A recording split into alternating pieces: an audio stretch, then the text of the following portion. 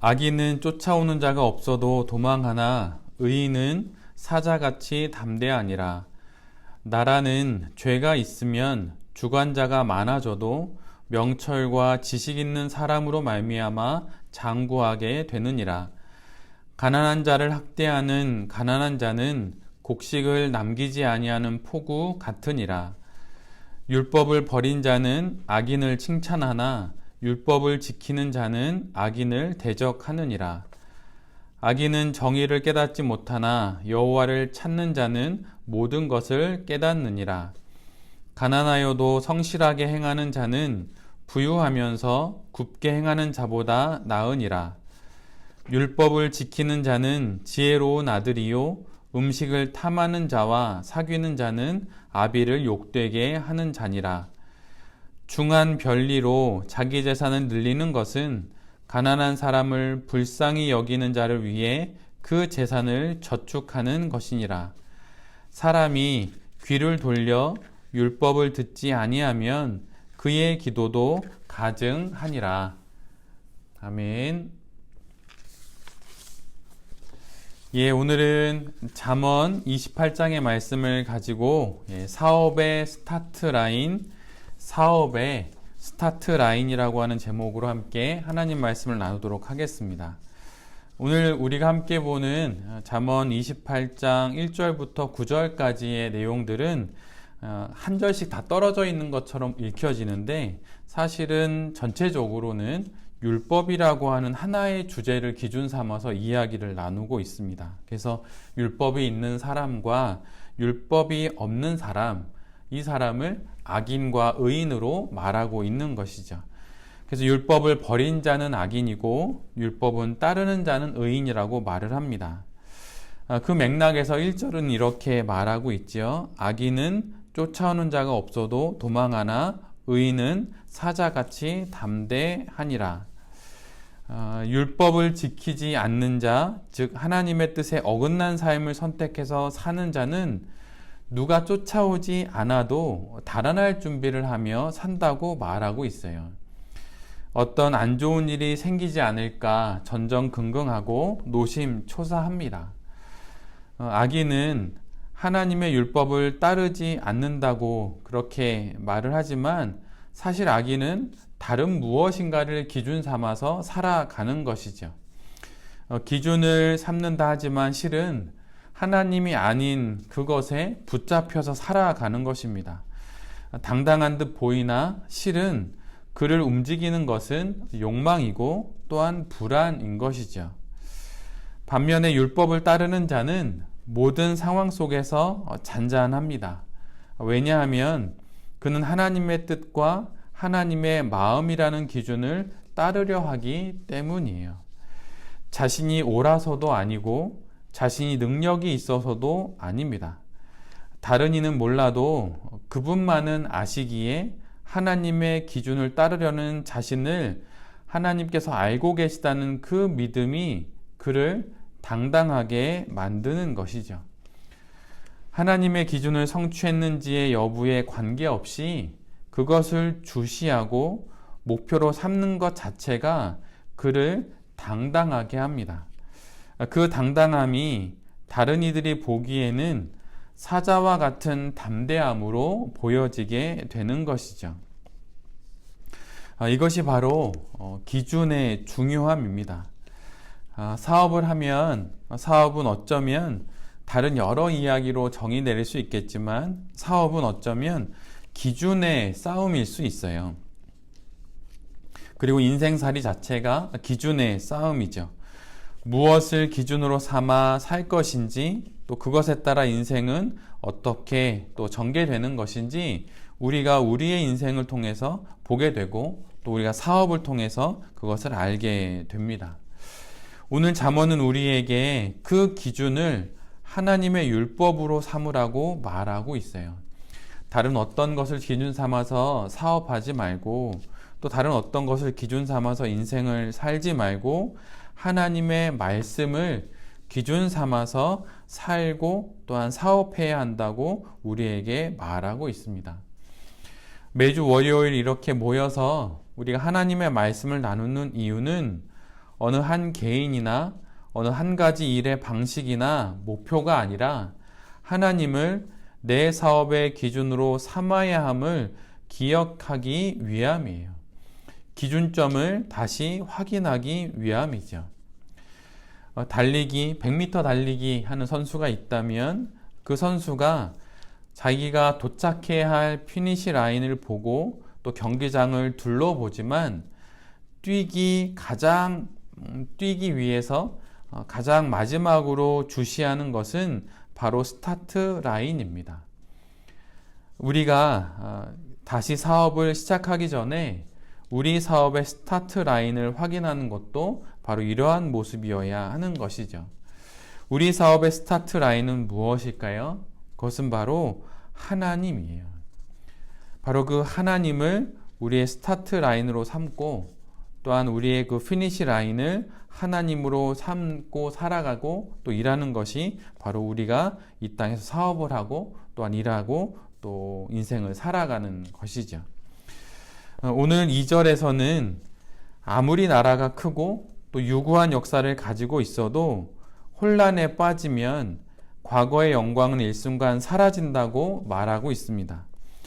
이는 나라의 중심 가치가 상실되면 그런 모든 것은 무너지게 된다고 말하고 있는 것이죠. 그런데 나라의 중심 가치가 상실이 되면 주관자가 많이 일어납니다. 그러니까 그 나라를 이 방식으로 이끌어 가겠다 또는 저 방식으로 이끌어 가겠다라고 말하는 그런 사람들이 많이 나타난다고 하는 거예요. 사사기를 보면 각자 소견에 좋은 대로 한다는 말이 자주 나오게 되는데 말 그대로 주관자가 많아진 것입니다. 저마다 나라를 안정시킬 계획을 내놓게 되지요. 그러나 결국 가장 중요한 것은 지혜로운 주관자 한 명이 그 나라에 세워지는 것입니다. 성경은 그 지혜로운 주관자를 하나님의 법을 아는 자라고 말하고 있어요. 상황을 바로잡으려면 하나님을 알고 하나님의 말씀을 이해하는 그 지도자에게 권력을 주어야 한다고 말합니다. 최고 권력을 가진 리더는 자신이 고개 숙일 수 있는 최고의 가치가 있는 사람이에요. 그 사람에게 최고의 권력을 주어야 합니다. 그런데 하나님보다 더 크고 더 넓고 더 깊은 가치가 어디에 있을까요? 최고의 가치인 하나님께 고개를 숙일 수 있는 리더가 나라를 제대로 그리고 장구하게 이끌 수 있는 것이죠. 사업 역시 마찬가지입니다. 많은 변화가 있고 또 부침이 있는 사업의 현장 속에서 이렇게 해야 한다, 저렇게 해야 한다, 여기가 사업의 새로운 길이다, 저희가 사업의 새로운 길이다 말은 하지만 결국은 사람이 하고 사람과 하는 것이 사업이지요. 어떤 이들과 사업을 하고 또 어떤 사람이 되어서 사업을 할 것인지 우리가 결정을 해야 합니다. 이 질문에 대해서 오늘 잠언은 우리에게 이렇게 말하고 있어요. 하나님을 최고의 가치로 두는 자가 되어서 그런 사람들과 사업을 하라고 말이죠. 지금 내가 하나님을 내 인생과 내 사업의 최고의 가치로 두고 있는지, 또한 그렇게 하나님께 최고의 가치를 두고 있는 사람들과 사업을 하고 있는지 잘 분별해 봐야 할 것입니다. 3절은 오늘 우리에게 이렇게 말합니다. 가난한 자를 학대하는 가난한 자, 바로 그 자를 언급하고 있어요. 서로 보듬어 함께 가난의 산을 넘어야 할 것 같은데 그렇지 않은 사람을 언급합니다. 마치 갑질을 을과 을의 싸움으로 만들어버리는 사회를 보는 듯하게 오늘 본문이 읽혀요.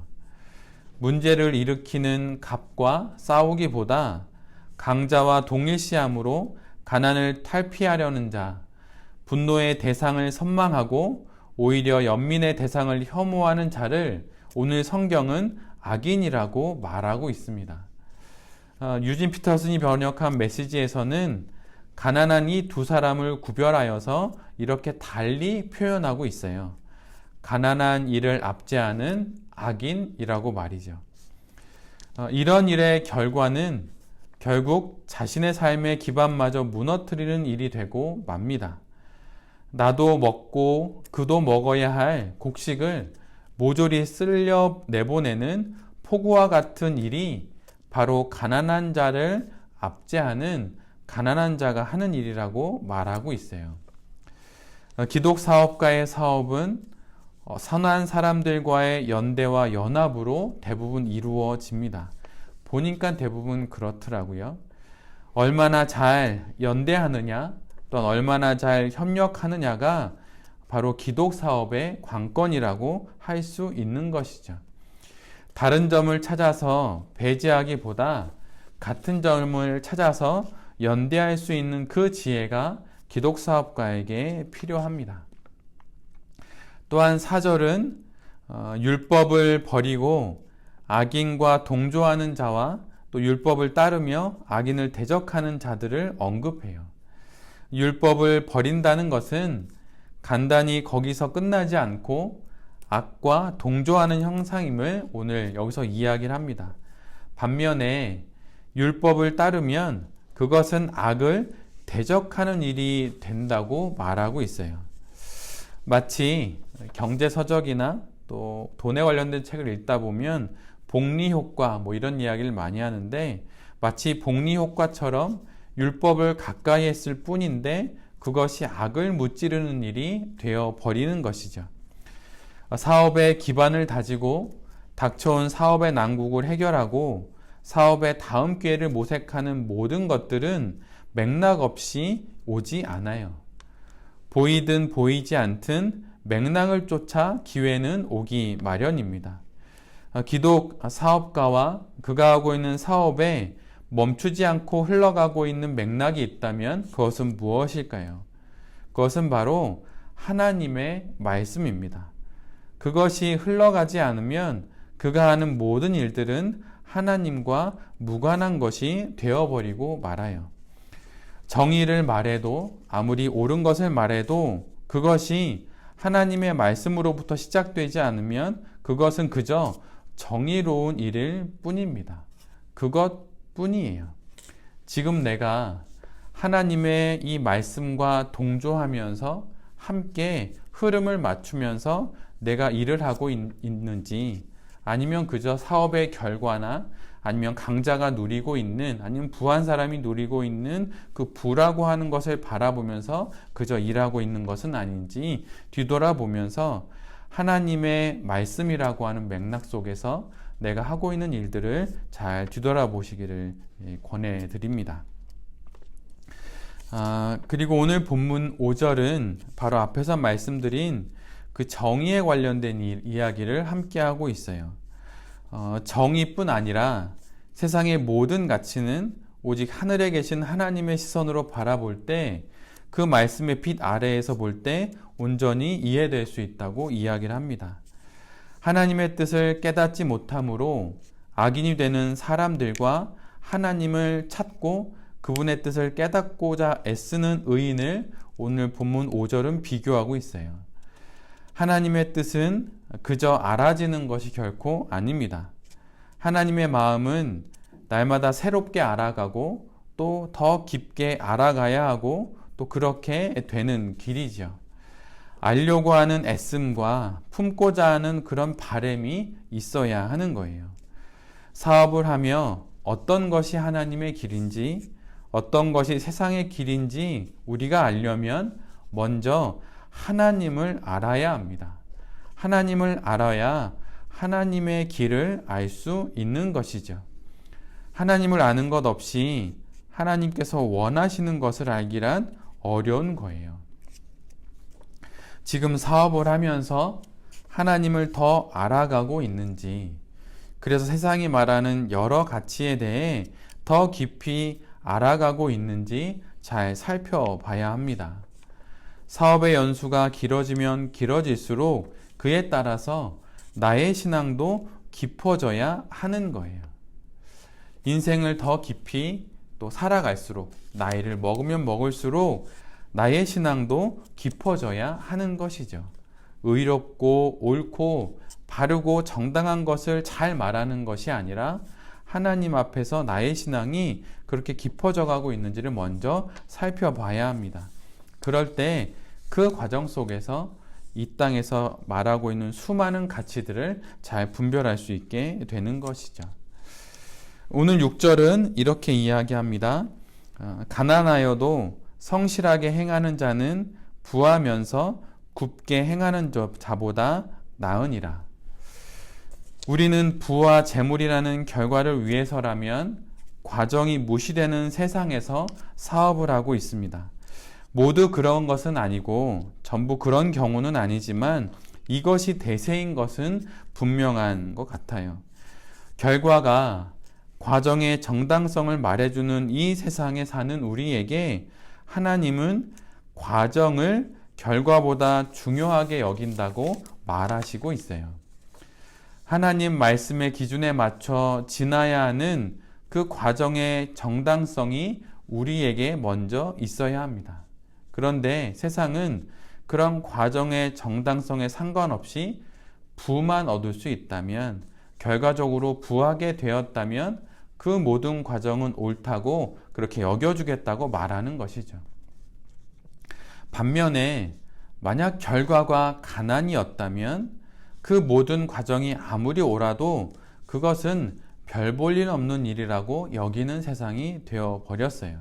그래서 굽게 행하여도 부할 수 있다면 그것이 성실하여 가난한 것보다 낫다고 생각하는 세상이 되어버린 것이죠. 이 역전되어버린 가치 속에서 역풍을 맞아 사업을 하는 자가 바로 기독 사업가입니다. 뒤집어진 가치의 현장에서 만약 내가 순풍을 맞고 있다면 그것은 이미 하나님을 향해 등을 돌리고 부라는 결과를 향해 마주 서고 있는 것일 수도 있어요. 또한 뒤집어진 가치의 세상에서 세상의 달달한 미풍을 맞고 잔잔한 바다 위에서 사업을 하고 있다면 그것은 아직 하나님을 향해서 온전히 돌아서지 않은 것일 수도 있는 것이죠. 그러나 만약 뒤집어진 가치가 범람하는 세상에서 맞바람을 맞고 있고 사업의 배가 흔들린다면 그것이 오히려 제대로 사업을 하고 있다는 증거일 수 있습니다. 결과는 하나님께 맡기고 과정을 책임지는 사업가가 바로 기독 사업가예요. 그런데 아주 교묘하게도 무책임하게 결과도 하나님께, 과정도 하나님께 맡기는 그런 땅에 한 달란트를 묻어놓는 자가 되지 않기 위해서도 우리는 늘 경계해야 합니다. 하나님이 다 알아서 하시겠지, 그것은 결과를 두고 말하는 것이지 과정을 두고 말하는 것은 결코 아니에요.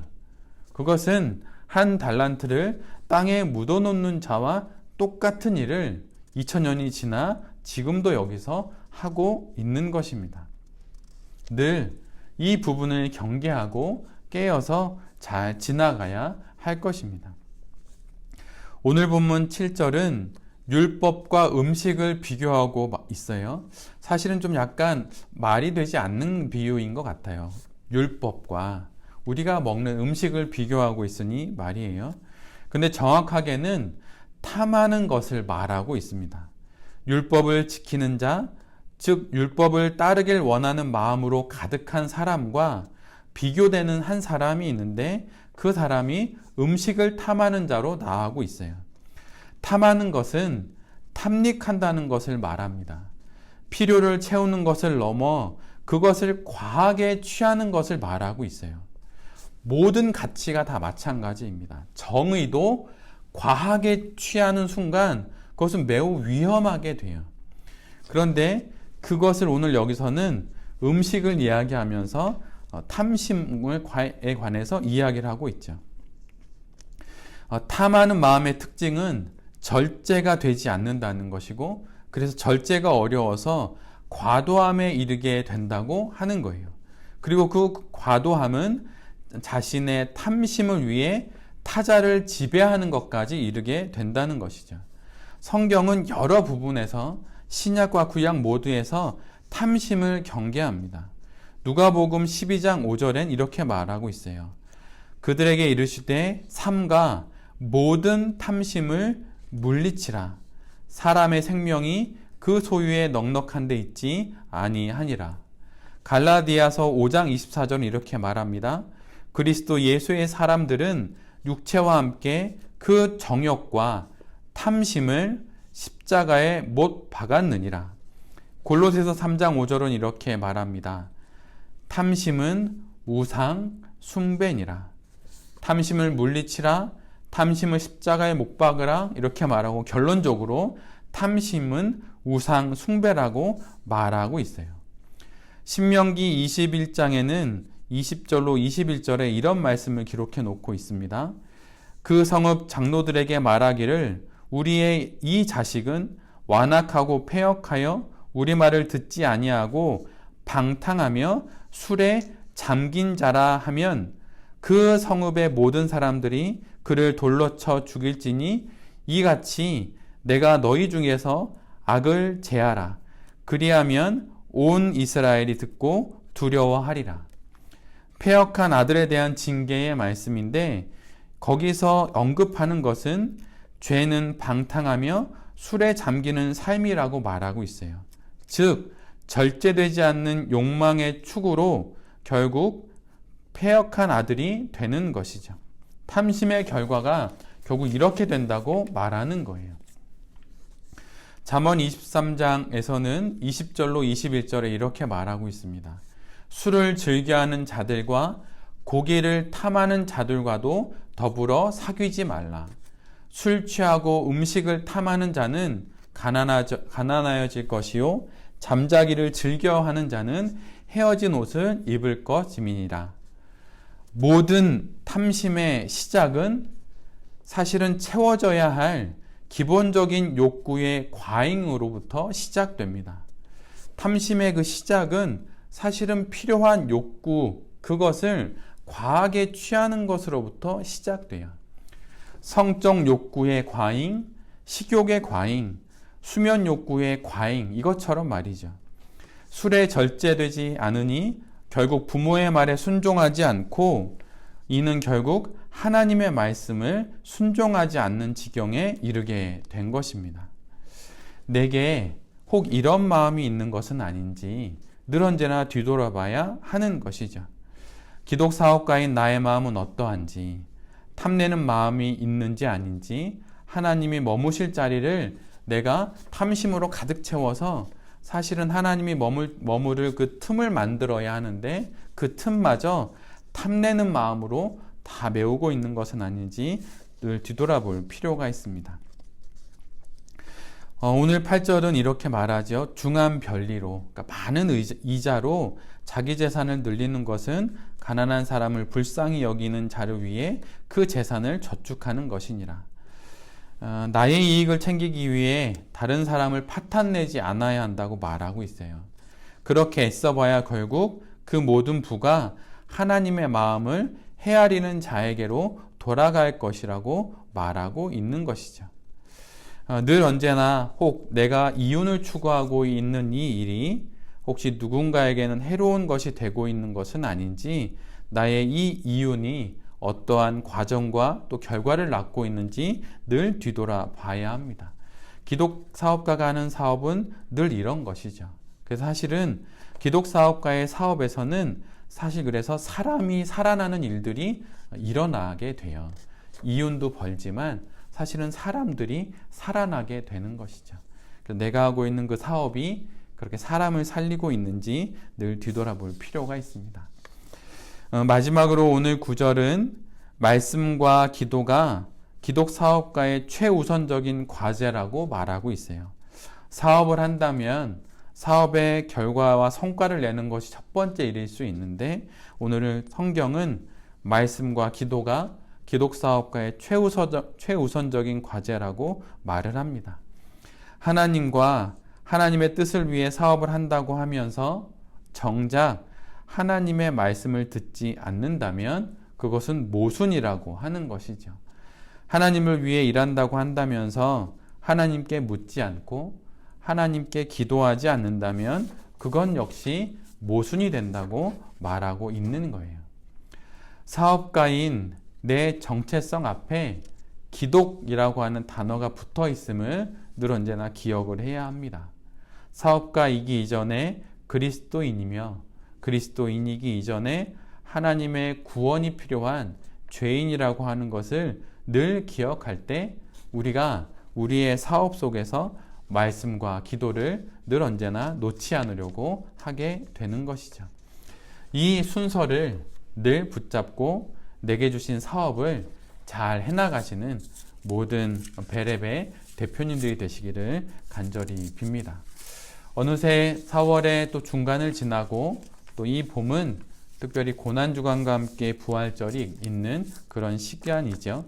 이 시간을 지날 때 특별히 더더욱 말씀과 기도를 내 사업에 이렇게 무기 삼아서 그렇게 말씀과 기도를 가까이 함으로 내 사업의 길들을 잘 감당하는 모든 대표님이 되시기를 간절히 기도드립니다.